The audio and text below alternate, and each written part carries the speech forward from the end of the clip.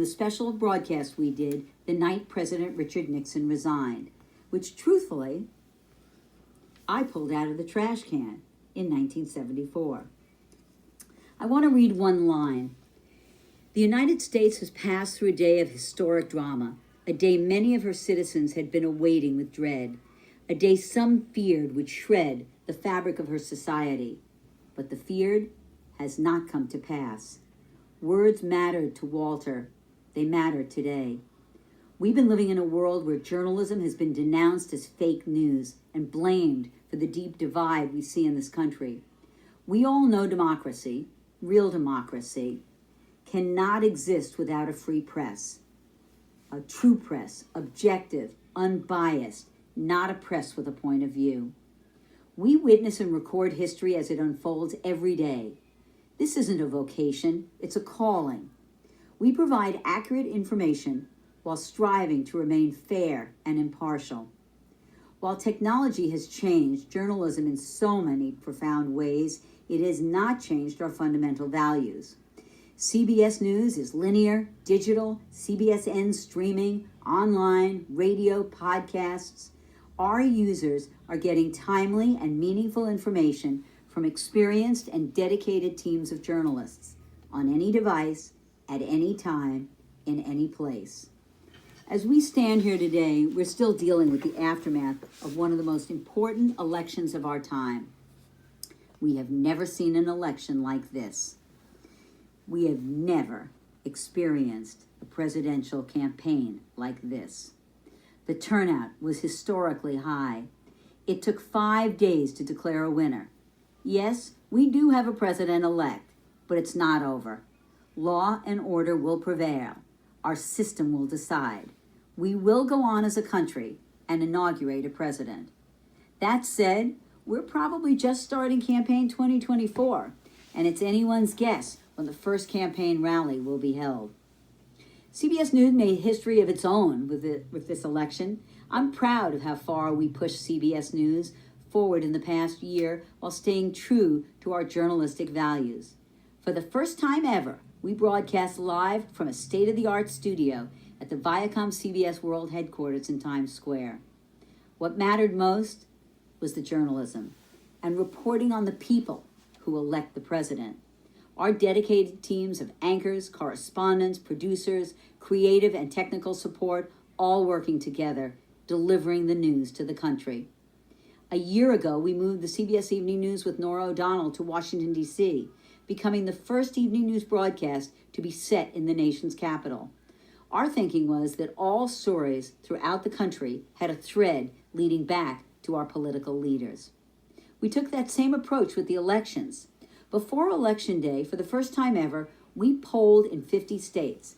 And by Election Day, we talked to more than 100,000 people. We were transparent on Election Day and in the days that followed.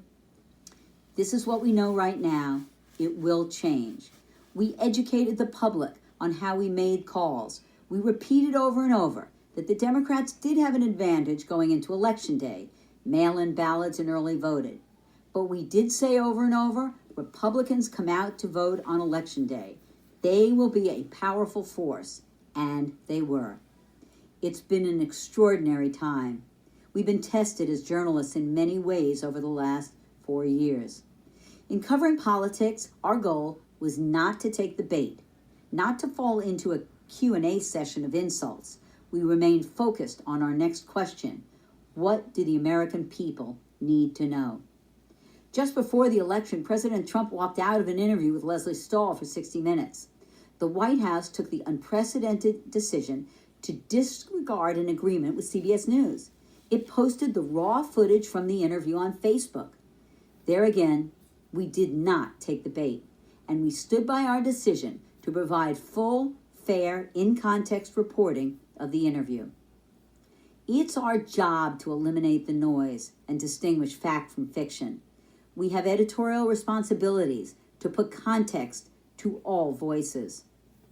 The election played out to a backdrop of unfathomable news. Each story cataclysmic: the pandemic, the economic fallout, the the president and members of his team diagnosed with COVID, systemic racism and social injustice, stories that have emerged in the wake of the world seeing the last 8 minutes and 46 seconds of a man's life. George Floyd's death cracked the nation wide open and unraveled what so many knew for so long. America had accepted systemic racism and unequal justice. As journalists, we dug deep into this story. Floyd's death unleashed a new movement that forced this nation to confront the harsh reality of these events. But there was something else. We couldn't only look outward, we had to look at a mirror at ourselves. And my closest colleagues at CBS News and I had to acknowledge our own reality. And I had to come face to face with the reality that there wasn't a single person of color at CBS News who hadn't been through something where their race wasn't a factor. We had to act with intention. We launched a series of initiatives, an advisory board, a race and culture unit advising each broadcast for tone and context, as well as producing their own specials. We've altered everything from our recruiting process to our coverage. Our journey has just begun, but we believe we are on the right path. At this point in my career, 4 decades of it, I see my heaviest responsibilities to be upholding the highest journalistic standards and to build an equitable and inclusive workforce. Before I was named president and senior executive producer at CBS News, my entire career was built on bringing people together to create something that has meaning. I was the White House producer for more than a decade. I was an executive producer of primetime specials on the most historic breaking news moments. I am most proud of one documentary called 9/11. 3 filmmakers found themselves at the gates of hell, the only crew inside the towers. CBS produced that documentary with them, and we believe our film helped people really understand the stories of the men and women who were tested that day. As journalists, we tend to get caught up in the frenzy of reporting the news. 9/11 was like that. 2020 certainly has been that. We thrive on that adrenaline, yet there are times when we're lost in that frenzy, that we don't grasp the magnitude of what we've done as journalists. It's not until days or weeks or longer do we realize the impact of this first draft of history. There is not one person in this country who hasn't been touched by the stories we've covered in 2020 in some ways, and that includes all of us who call ourselves journalists. We cannot forget that. We also cannot forget our mission. Journalism has been knocked in the past for only covering the horse race and reporting the winner in an election year. We must all work hard to make sure we cover and understand the entire country. The nation's divided. More than 73 million people voted for the candidate not elected. In order to heal that divide, we as journalists have to report on that divide fairly. In order to understand what separates us as people, we have to understand what they're going through, their beliefs, their guiding principles. We have to understand, we have to have empathy. To serve the American people, you have to ask the questions that get answers for all Americans. The most important thing we can do right now is get it right. The National Press Club's mission is as a vigorous advocate for press freedom around the world. That is why the Fourth Estate Award is so significant to me.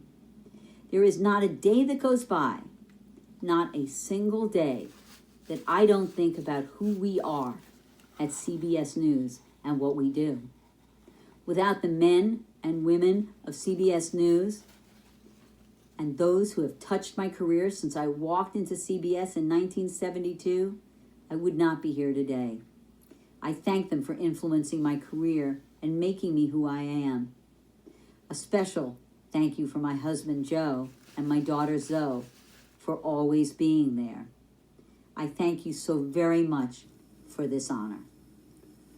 One of the benefits of earning a National Press Club Fourth Estate honor is a lifetime membership in the club.